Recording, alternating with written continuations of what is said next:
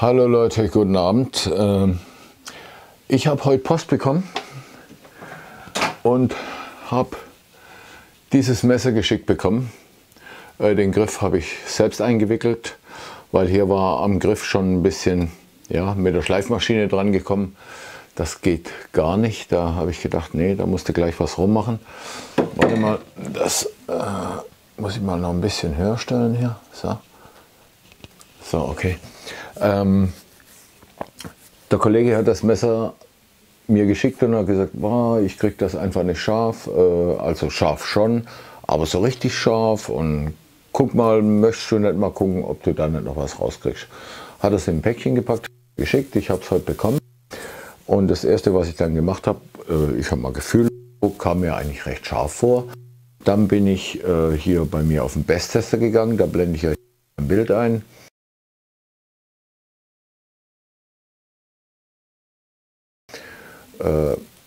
135 Best ist ja nicht so schlecht, ne? Bin ich hergegangen und habe mal mit einem Goniometer gemessen, wie das geschliffen war, und siehe da, eine Seite roundabout 14,5 und die andere Seite 16.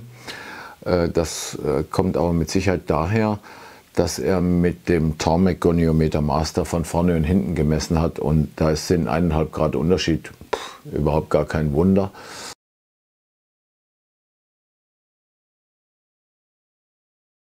Das kann also sehr einfach passieren. Lange Rede, kurzer Sinn. Ich habe dann das Messer ein bisschen nachgearbeitet und bin einfach mal über meinen Känguruleder drüber gegangen, und siehe da, bumm, schon hatte ich, glaube ich, irgendwas mit 80 Best.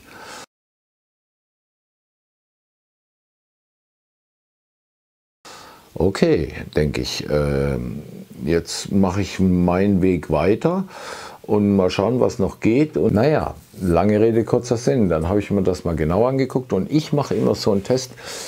Nicht dieses Papierschneiden, was die immer machen hier. Da, guck mal, wie toll der schneidet und so. Aber ich kann das mal zeigen. Warte mal, vielleicht. Ja, hier habe ich noch ein Papierchen. Ich gehe immer her und ziehe das Messer ganz langsam durch. Einfach so. Und jetzt habe ich schon gemerkt, hier, da hakelt doch was hier. Und dann bin ich mal mit dem, weil hier, da hakelt alles nichts, das ist alles, das schneidet einwandfrei. Und wenn du das halt merkst, also wenn ich jetzt hier anfange zu schneiden, einwandfrei. Fange ich aber hier hinten, so wie ich das normalerweise mache, und jetzt hier, da hakelt was. Und dann bin ich hergegangen, bin unter das Mikroskop gegangen. Bild blende ich euch ein.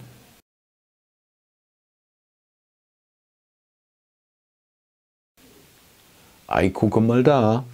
Da haben wir doch tatsächlich einen Ausbruch dran. Und da mir die Schneide sowieso nicht gefallen hat, weil zwei verschiedene Winkel an der Seite, das mag ich überhaupt nicht, habe ich beschlossen, ich schleife das Messer jetzt einfach nochmal komplett nach. Ich fange wirklich mit dem 80er Stein an und lege einen 15er Winkel an. Dann gehe ich mit dem 160er drüber, 400er, 1000er, Rockhard, Filzrad. Dann gehe ich hier meinem Freund zuliebe auch über den Japanstein. Ja, und dann noch das Leder, beziehungsweise vielleicht die Papierräder, mal sehen. One step after the other, und dann schauen wir mal, was wir aus so einem Ding rauskriegen. Das war übrigens jetzt eine E-Mail, war kein Frosch bei mir im Keller. Also, dann sind wir mal gespannt, wie das ausgeht, und vor allen Dingen, ey Leute, ich kann endlich mal wieder schleifen. Nicht immer diese scheiß Werbevideos, das geht mir nämlich echt auf den Zack. Ihr wisst alle, dass ich die Räder habe, ihr wisst alle, dass ich die Laserhalter habe, und alles könnt ihr ja auch sehen in meinen Videos, und wer was wissen möchte, darf gern anfragen. Ansonsten, jetzt geht es mal endlich wieder dahin, wo ich eigentlich herkomme, nämlich vom Schleifen. Okay, ich baue kurz auf und dann legen wir los. So Leute, dann legen wir mal los. Ich habe das jetzt aufgebaut. Ich bin jetzt hergegangen, habe an meiner Software hier eingegeben den Raddurchmesser 250,3 mm, 152 mm, das ist die Länge meines Werkstücks von hier, von diesem Knopf bis vorne an die Schneide. Und ich möchte einen 15 Grad Winkel haben. Dann brauche ich 179,9 Höhe der Toolbar. Und da bin ich dann hergegangen, habe Also 179,89, das werden wir gelten lassen. Dann habe ich hier gemessen, zack, das ist die Höhe und die bleibt jetzt hier dran. Die bleibt auch bei den Folgerädern dran, weil das wird immer dasselbe sein, außer wenn ich dann aufs Filzrad gehe und so. Und dann gehe ich jetzt her, lege das Messer hier drauf, warte mal, mein Stuhl, da muss man ein bisschen die Füße nach außen. So, besser. So, das lege ich jetzt hier drauf und zu meiner Kontrolle schmeiße ich mir jetzt hier eine Laserlinie drauf. Und zwar schön unterhalb vom Messer, so dass ich einfach immer sehe. So, sieht man das eigentlich von oben? Ja, ich glaube schon. Ja, also hier ist jetzt eine Laserlinie drauf und die geht schön hier am Messer entlang. So kann ich mich immer selbst ein bisschen kontrollieren. So, und jetzt gehe ich einfach her und schleife das Ding mal. Und dann gehe ich einfach, nach jedem Schritt gehe ich dann auch mal unter das Mikroskop kurz, dass ihr mal seht, wie grob das denn ist. Ja? Als allererstes muss ich jetzt mal gucken, dass ich diesen komischen Chip da rauskriege, den ihr vorher gesehen habt. Und das mache ich jetzt.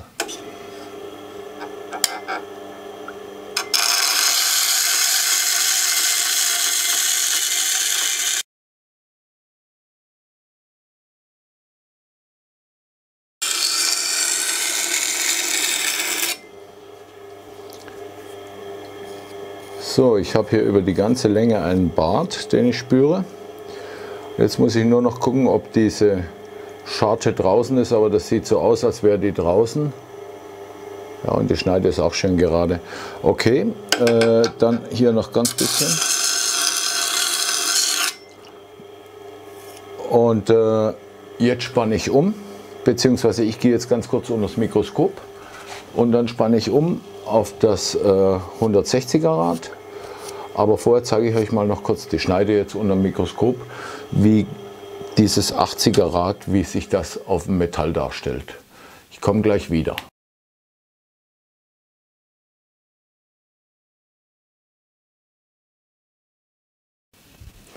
So, gesehen, wie brutal dieses 80er Rad dran geht und Metall wegnimmt. Das war aber notwendig, weil ich ja diesen Ausbruch drin hatte und der musste weg und deswegen bin ich mit dem hier vorgegangen. Und ihr werdet jetzt aber auch sehen, wie sehr sich das alles ändert mit der Zeit und wie sehr sich das ins Gute wendet sozusagen. So, jetzt habe ich das 160er Rad drauf gemacht. Und was jetzt ist, ich brauche jetzt die Höhe hier nicht verstellen, weil meine Räder sind alle ähnlich groß. Die gehen von 250,2 bis 250,4 und ich habe da 250,3 eingestellt. Das sollte eigentlich passen. So, das werdet ihr auch gleich sehen. Ich bin jetzt wieder an der Laserlinie. Ja? So, das sieht man jetzt ja.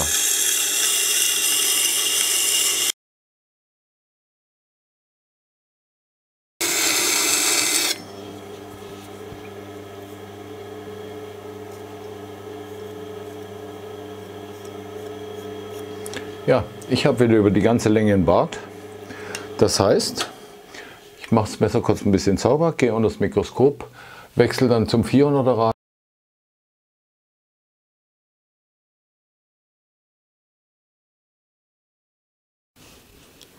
So, das Bild vom 160er Rad konntet ihr sehen. Das sind natürlich schon Welten zum 80er und die Schneide sieht jetzt auch schon ziemlich klar definiert aus und das ist ja im Endeffekt unser Ziel.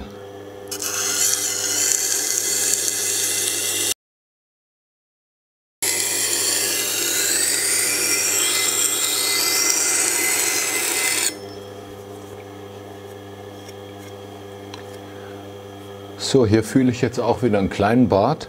Was ich jetzt mache vor dem Tausender, ich gehe einmal kurz und schnell drüber, einfach ohne jeden Druck. Zack, nur um den Bart abzunehmen. So, und jetzt gehe ich wieder unter das Mikroskop und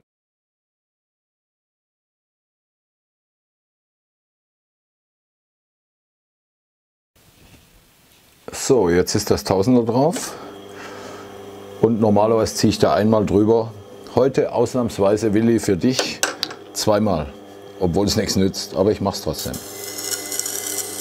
Und bitte schön langsam über das Rad. Wir haben keine Eile. Wir lassen das CBN-Rad seine Arbeit tun. Ohne großen Druck. Und immer schön an der Laserlinie entlang. Hinten anheben. Weil wenn ihr hinten nicht anhebt, dann geht eure Spitze auseinander. Und wenn ihr hier jetzt schön immer an der Laserlinie entlang geht, so, und jetzt, wenn ich wegkomme von der Laserlinie, drehe ich das Messer ein ganz kleines bisschen und jetzt komme ich wieder weg, jetzt hebe ich an, jetzt seht ihr, jetzt schleife ich nur noch hier vorne. Und wenn ich jetzt schleife und gleichzeitig noch ein bisschen drehe, lande ich mit meiner Spitze auch genau auf der Laserlinie und das ist das, was ich möchte. So, einmal gehen wir noch.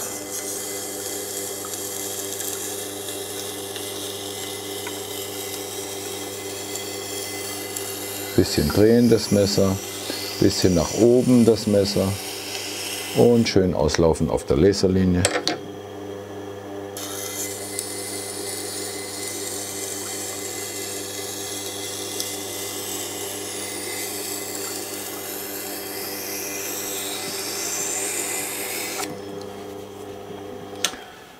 Das war's. Jetzt gehe ich wieder unter das Mikroskop und dann kommt als nächstes, drehe ich die Maschine und dann arbeiten wir von hier aus mit dem Rockhard Filzrad zum den Grat wegschaffen, also entgraten praktisch.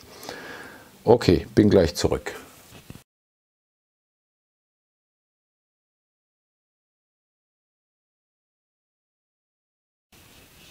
So, jetzt habe ich meinen Japanstein drauf gemacht und der hat jetzt natürlich einen anderen Durchmesser, der hat nämlich 246 mm.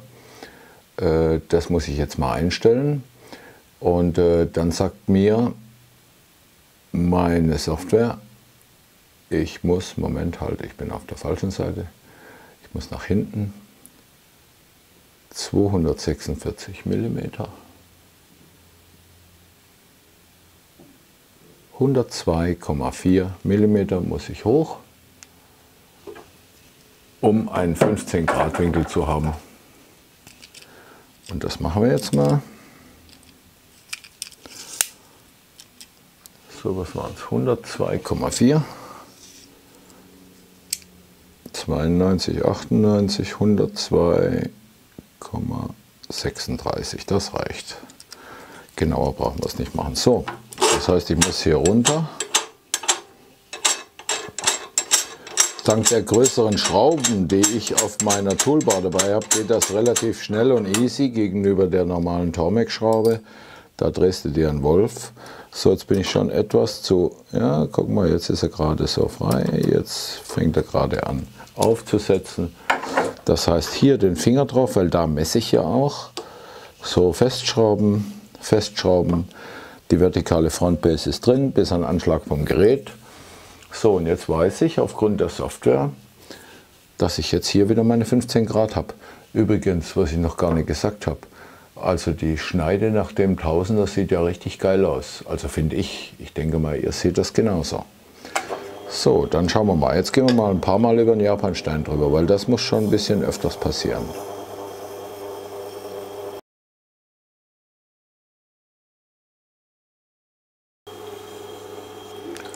So, ich würde sagen, ich gucke mir die Schneide mal kurz unter dem Mikroskop an und entscheide dann, ob ich noch ein paar Mal drüber gehe. Bis gleich.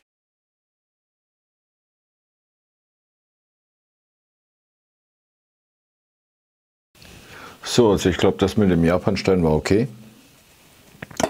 Jetzt das Rockhard Filzrad, die haben mittlerweile, ihr wisst noch, wie schwer ich mich getan habe, das rauf und runter zu machen.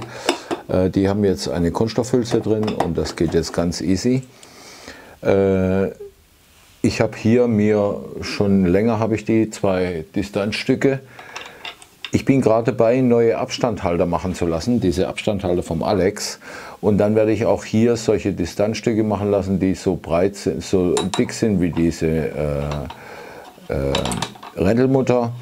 Und ich glaube 12 mm oder so habe ich gemessen. Mehr braucht man da gar nicht. So, auf jeden Fall, jetzt muss ich noch kurz die Höhe stellen, dass ich von meinem Rockhard zum Entgraten. So, und mein Rockhard Filzrad, das hat 251,7, das weiß ich im Kopf. Punkt 7. Ich habe 152er Werkstücklänge, die bleibt natürlich. Und jetzt gehe ich her und gehe auf 16 Grad. Ich mache also 1 Grad mehr, als ich geschliffen habe. So, bei Ad hoc. So, da hat der Akku kurz seinen Geist aufgegeben. Habe ich gewechselt jetzt. So. Wie gesagt, hier bei Ad hoc, da kommt nichts rein, weil ja die Toolbar ganz reingeschoben ist. Ad hoc käme nur dann was rein, wenn ich jetzt die Toolbar hier ausziehe, so zum Beispiel, dann würde ich von hier, von der Kante des Aluminiumblocks bis hier zum Eingang dieser Aufnahme messen und dieses Maß würde ich dann hier reinschreiben und dann stimmt euer Winkel auch wieder. So, einfach ranschieben, festschrauben, fertig. So, und jetzt sagt das Programm, 106,4 mm muss ich hoch, das mache ich jetzt. So, schauen wir mal nach. Zack, ausnullen. Was waren es? 106,4, ne? 105, 106, 106,42, auch damit kann ich leben. So, das heißt, ich muss noch ein bisschen hoch, das heißt, ich mache hier auf. Noch ein bisschen. So, jetzt ist er frei. Bisschen runter. Jetzt setzt er gerade so auf, drehe ein kleines Hauch an. Das war's. Finger drauf festschrauben. So, und jetzt 3-4 Mal. Hier ist übrigens ein 1000er Diamantspray drauf. Das werde ich jetzt mal wieder refreshen. Ich habe da so einen Refresher. So, und jetzt gehen wir hier einfach ohne jeden Druck. Ich lasse das nur sanft drüber gleiten. Wirklich ohne Druck.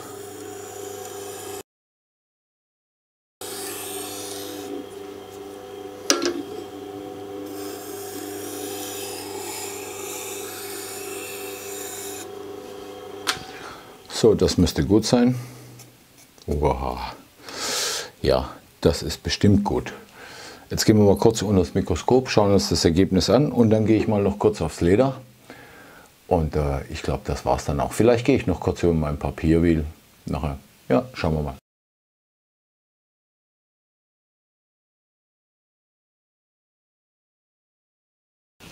So Leute, nachdem wir das Rockrad-Filzrad abgeschlossen haben, gehen wir her, machen das runter, weil ich möchte jetzt aufs Leder gehen und das braucht mir dann nicht im Weg sein. Übrigens, ihr seht, es geht jetzt wirklich ganz leicht runter. So, dann, die Welle ist ja durchgängig und zur Sicherung der Welle, ich mache da jetzt kein Rad drauf natürlich, mache ich diesen Abstandhalter vom Alex drauf. Da lasse ich gerade wieder neue machen, die anderen sind schon fast ausverkauft. Das ist wirklich ein mega nützliches Tool. Leute, ihr glaubt das gar nicht, ich verkaufe die Dinger sogar nach Amerika. Das lohnt sich aber wirklich nur, wenn jemand eine sonstige Bestellung hat, dass der dabei geht, weil ansonsten ist der Transport darüber ganz teuer. Allerdings hier innerdeutsch oder so oder in Europa ist das nicht so teuer, da lohnt sich das auf jeden Fall. Und das Ding passt halt genau und schützt eure Welle, beziehungsweise, na komm her, bin ich jetzt doof oder was? Oder bin ich doof? So rum muss ich doch drehen, oder? Ja, genau. So, das Lederrad ist übrigens schon mindestens ein halbes Jahr oder dreiviertel Jahr. Ich weiß gar nicht, wie lange.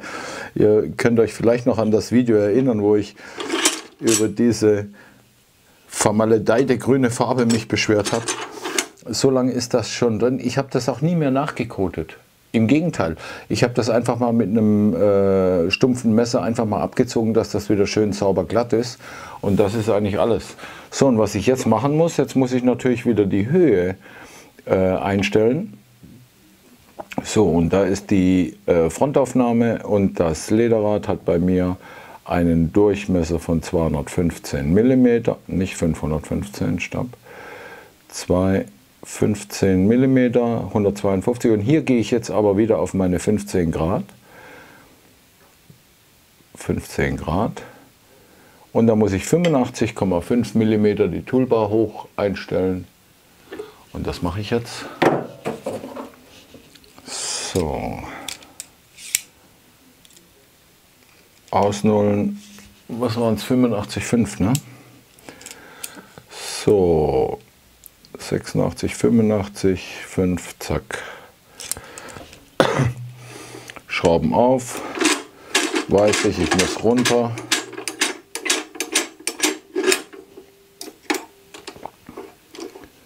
Und wie gesagt, durch die große Schraube lässt sich das wirklich super gut und einfach verstellen. So, jetzt stehe ich auf. So, passt. Lässt sich das super gut und einfach verstellen. Ich hatte anfangs immer gedacht, boah, das Ding ist so groß, aber wirklich, ich habe ja jetzt wirklich Feedback von vielen Leuten. Die Leute lieben das. Und das ist mir natürlich recht. Okay, also schauen wir mal auf den Leder. Da gehe ich auch so 3-4 Mal drüber.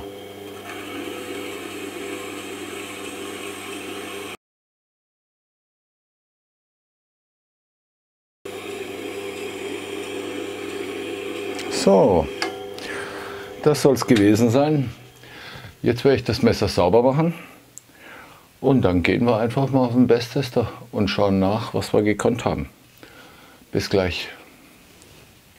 Natürlich gehe ich vorher jetzt noch mal kurz unter das Mikro.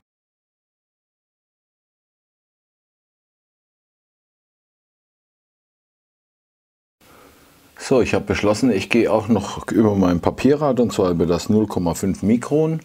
Einfach nur, um das richtig abzuschließen. Hier das Rockrad, das Filzrad brauche ich jetzt nicht, weil das hatte ich ja vorher schon auf dem Tarmac-Rad gemacht. Ja. Hier für diese Einstellung, hier diese Stands habe ich mir selbst gebaut. Das kann sich jeder selbst bauen. Und dafür nutze ich dann meine Universal-Software, wo ich jedes Gerät eigentlich mit betreiben kann. Und zwar habe ich hier die Maße. Ich bin jetzt beim linken Schleifrad, das ist das hier. Die Maße habe ich hier eingetragen und zwar brauche ich die Maße, warte mal, ich zeige das mal noch mal ganz kurz für manche Leute, die das noch nicht wissen. Ich brauche hier Mitte Welle zu Mitte Toolbar. Das heißt, diese Distanz von hier bis gelotet hier, die Distanz brauche ich. Und ich brauche die Distanz von Mitte Welle bis hier die Höhe, wo ich messe. Das heißt, ich messe hier die Mitte, dann messe ich hier hoch, dann ziehe ich die zwei voneinander ab, dann habe ich das Ergebnis, die Vertikale hier. Und wenn ich hier einfach, ich habe hier auf dem Tisch mir einen Strich gemacht und hier einen Strich gemacht und das messe ich und das trage ich dann hier ein. Und so. So. Und das waren jetzt in dem Fall 131 mm horizontal und vertikal waren das 87 mm. So, und jetzt trage ich hier 257,6, das hat dieses Rad. Und meine Werkstücklänge war, wie war die? War die 152? Warte, da kann ich doch kurz in der anderen Software gucken, aber ich glaube, es war 152. Ja, das habe ich schon umgeschrieben gehabt. Warte, da muss ich nachschauen. Weil nicht, dass ich irgendwas Blödes schreibe. Moment, ich nehme das Messer und messe das mal ganz kurz. Ja, das waren die 152, das stimmt schon. So, also 152 und 15, das heißt, Moment, ich muss jetzt natürlich wieder in die andere Software rüber. So, 257,6, 102 sind 85,2 mm muss ich hoch. Das heißt, es ist im Prinzip das gleiche Spiel wie drüben an der Maschine auch. 85,2 mm, die stelle ich jetzt ein. 85,23, damit kann ich leben. So.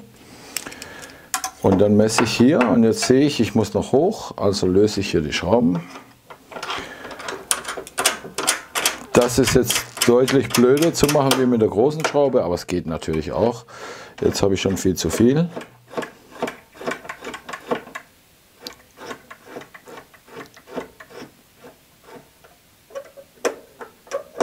Passt. Und dann mache ich hier fest. Und dann ziehe ich wirklich nur ein einziges Mal hier drüber und das war's.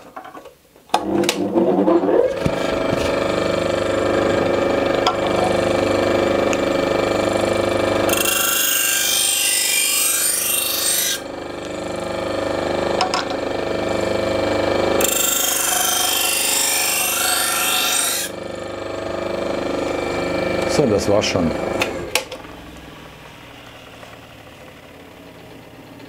Und jetzt gehen wir rüber zum Besttester. So, was ich jetzt natürlich noch mache, ich mache das Messer erstmal noch sauber. Dazu mache ich meinen Lappen mit ein bisschen Isopropanol.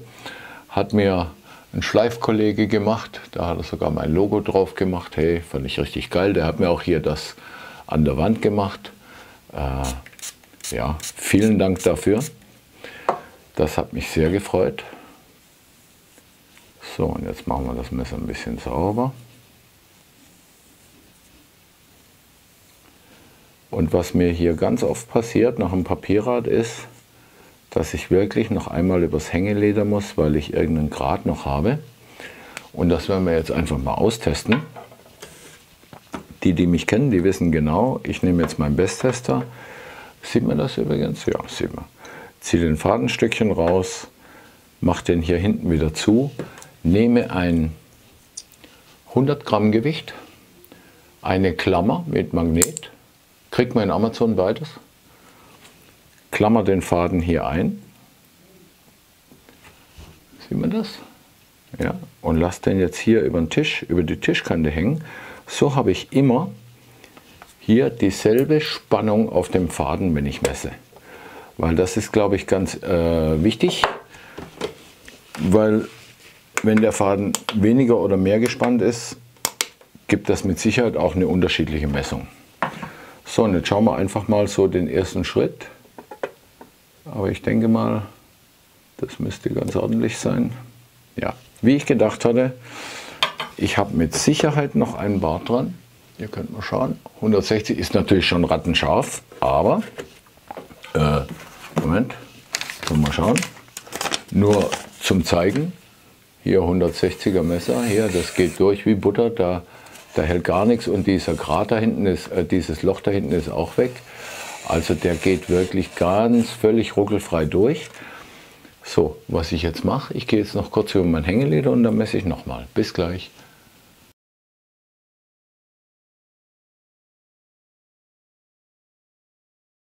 Da sind wir gerade was im Überlegen, und zwar ein Gerät, wo ihr das Messer einlegen könnt hier. Und dann geht das Gerät mit einem Schrittmotor einfach immer schön gleichmäßig nach unten. Und dann habt ihr immer das gleiche Ergebnis. So, jetzt war ich noch aufs Leder gegangen, sieht man das? 70 Best, da bin ich sehr zufrieden damit.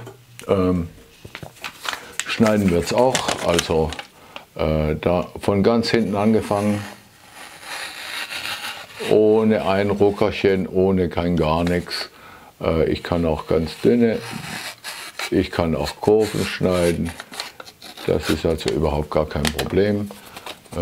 Ja, ich denke mal, der Willi ist zufrieden mit seinem Messer. Ach so, ja. Kann man das sehen, die Schneide einigermaßen? Warte mal.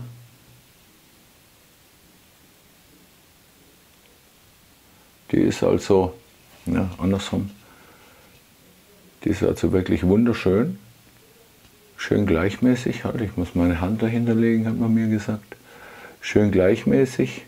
Also da kann man nicht meckern. Okay, Leute. So viel dazu. Ich bin wieder kopflos. Ja, okay. Können wir so machen. Ich bin zufrieden soweit. Ich hoffe, der Willi auch. Ansonsten wird hier in nächster Zeit einige Tests kommen mit verschiedenen Messern. Nächste Woche kommen die Räder, CBN-Räder für die T4, lang erwartet. Also wer eine T4 hat und gerne auf CBN-Rädern schleifen will, ich glaube, ich bin der einzige weltweit, wo es die dann gibt. Ich habe jetzt erstmal nur 4 Sätze bestellt, 2 davon sind schon verkauft, also das heißt 2 habe ich noch. Ein bisschen Werbung muss ja auch noch sein. Okay Leute, ich wünsche euch allen einen schönen Abend, lasst es euch gut gehen. Ich schleife wieder. Das ist, ihr glaubt gar nicht, wie das mich unheimlich erleichtert. Ich wünsche euch einen schönen Abend, lasst es euch gut gehen, bleibt gesund. Und ansonsten bis zum nächsten Mal. Ciao.